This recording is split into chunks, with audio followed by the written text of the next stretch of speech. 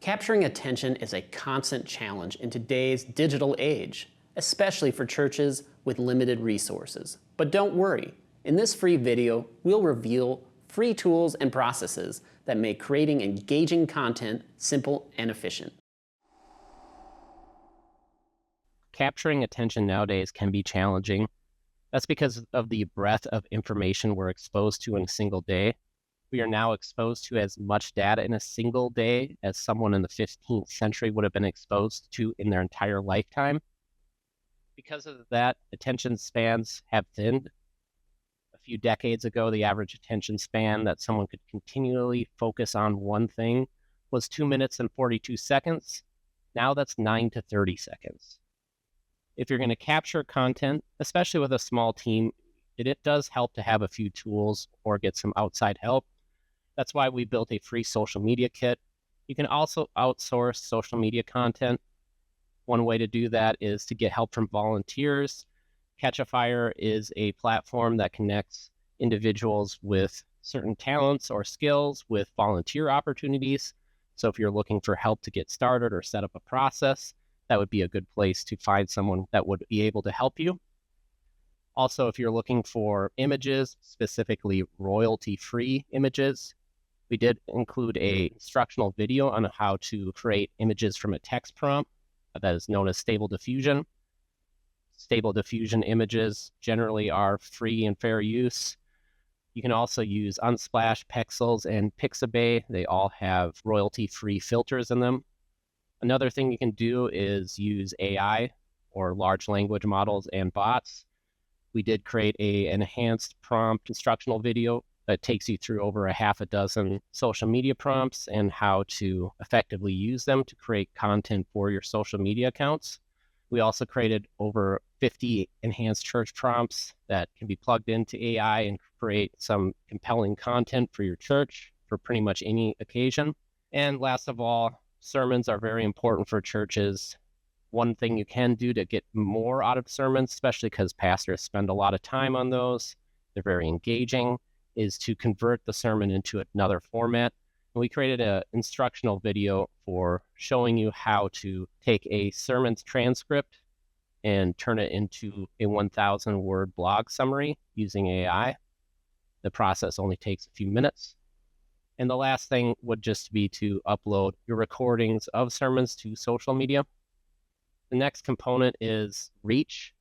You need to have engaging content plus reach to get that growth and engagement. One of the issues I frequently see with churches, though, is Facebook isn't very friendly with organic reach. They do require you to pay to reach all your followers in their news feeds. People can still go directly to your Facebook page and then look at your content there. There's nothing stopping them from that, and people do that. But for the most part, people interact with content on Facebook through their news feed, and that is severely limited. Usually it's 2 to 5% of the followers actually see an individual post. For us, we have 2,700 followers. Our posts will get 60 to 140 impressions. YouTube is the best social media platform for any church. The reason why is that churches create a lot of video content nowadays with virtual church. So they're already creating the content. It's usually very engaging content. And YouTube provides a lot of free reach for publishers. It is currently the second largest search engine in the US. Aside from being a social media platform, it also has its videos show up prominently on Google search. Users spend about 49 minutes a day on it. That is the second most engaging platform behind TikTok. The users have grown dramatically over the past 15 years. It's now up to 2.7 billion monthly active users. As for types of content you can use on YouTube, sermons are really the low-hanging fruit. A lot of churches are already streaming their services. All you have to do is record them and then just crop out the sermon component. Lots of viewers really like to watch your church sermons, and that's a good way to get new people into the church. Although you need to do a little bit more to get your sermon videos visibility, and one way to do that is to optimize posts. There are 5 key elements for posts. There are more that you can use to optimize, but usually if you do okay on these 5, your post will get a decent amount of visibility as long as you continually post material. One of the biggest factors for a YouTube channel is how much you create. If you're creating a sermon each week, that's a good amount of content to get you started. The key elements include keywords, title, you want it to be engaging, usually have a specific keyword in there, description. Those are actually kind of like mini blog posts. Usually you see ones up to about 300 words, sometimes even more, depending on how much you have to cover. And calls to actions. You want people to do something after watching your video. And tags are kind of like keywords, but just classifications for YouTube's robots to classify what your content is about. You don't need to be an expert or know too much about this. We did create a free tool for you, and it is a bot that uses AI. All you need to do is sign up for a Poe account to use it. If you're interested in it, you can also copy and paste the prompt into any AI of your choice. All you would have to do is go to the 50 advanced church prompts we created and copy the text between the asterisks and then paste it into your language model of your choice. I'm just going to use the bot because I use Poe anyways, and we'll have a link to that as well. The bot asks for a few things because it needs to know what your sermon is about. What it's really looking for is the script for your sermon. So ahead of time, I created a sermon on letting go and letting God. I didn't have a good title for it, so I'm going to ask it to come up with one that captures interest.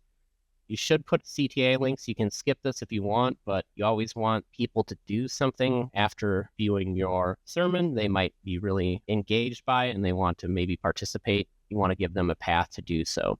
And then there's the sermon series. I said this is the first part of 8. If it is a part of a sermon series, it's good to indicate it. The reason why is people might want to see the next one in the sermon series. And then you'll want to just get a script. And if you don't have a script, there are a few tools that can do that. This CapCut right here, CapCut.com, is a free transcription tool. Most of your programs should have a transcript. You don't have to worry about it being poorly transcribed. A lot of these tools don't do it perfectly. The AI is actually very smart. As long as you remove the timestamps from it, it can figure out what your sermon's about and write a very good description. One final way you can use to get a sermon transcript is to go to any one of your videos after posting it. I'm going to use this free advanced AI prompts for social media. If you want the transcript, just hit more, scroll all the way down, click show transcript, then you'll have the transcript here because YouTube will automatically create a transcript once you upload a video. Then you can always go back in, edit your video description, and complete it out that way. I'm going to go back to the prompt here, take all this information, and paste it into here. Don't worry if it says it failed to fetch a URL. Some of these LLMs aren't designed to browse the internet. They don't have a browser in it. In this case, we created a dummy link. That's why it wasn't able to crawl. It still has all the content it needs to give you the material. Here's kind of what a description would look like. It also includes all the tags for you. In the next section, we'll talk a little bit about how to get people to subscribe. Now, I'm going to explain how you can grow subscriptions. There are 3 pretty easy techniques that you can do for each video. The first might be the most impactful. You can use this outside your YouTube channel. A good way to use it is also to link it from your website. If you have a YouTube icon on the footer, perhaps, this might be a great place for that. When people click on this link that we're going to describe how to make, they will be directed to a screen like this, asking, are you sure you want to subscribe? The person usually will click subscribe. If you're wondering how to get the subscription link or make this for your own channel, we can show you real quick. You just need to navigate to your YouTube channel. This here is kind of like your homepage for YouTube. To create that subscription link, all you need to do is put the question mark, It auto-completes for me here because I've done this a few times.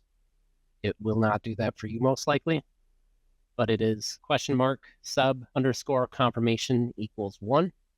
When you enter that in, it will load for a minute and ask you if you want to subscribe. Once you have this link, you'll want to put it in the YouTube descriptions that you create and anywhere else you reference YouTube. The next technique that we're going to cover is info cards. Along with that, end screens, encouraging viewers to subscribe and also watch an additional video. These are native to YouTube. They're pretty easy to create. Whenever you're uploading a video, you'll have an option to add these things in. To add them, make sure you're logged in when you go to YouTube, and then you can go to any video that you want to add this for. For the videos that you already created, you'll see these options right here. Say I want to update a card. This one already has a card. This is what a card looks like. They'll give a little bit of teaser text. If someone clicks on it, you'll get a custom message. In our case, it is subscribe to get new updates. It's always a good idea to do that, especially because YouTube really relies on capturing subscribers. And you can add several types of cards. I always go to the channel one. You have to just type in your channel here. It's going to search. For us, we're Vanco. Click on that one and then add my teaser text. I'm going to just skip it because I already have one for this video. For the end screen, very similar route. You just determine where you want that end screen to show. Usually I show it in the last little bit of the video. There's several different templates you can choose between. I like the one that shows the subscriber option and suggests a related video. In this case, this video is on creating church and social media with AI prompts. So it makes sense to suggest a video that shows you how to create images with text prompts. So that's what the next video would link to in this case. If you want to add an element, click plus sign. I picked the channel option, so I'm going to type in my channel. Here it adds another one, but I only want 2 here. I'm not going to keep this. Add as many as you want, but as you can see, you go overboard, you kind of obscure what's on the screen. So I wouldn't go crazy with it.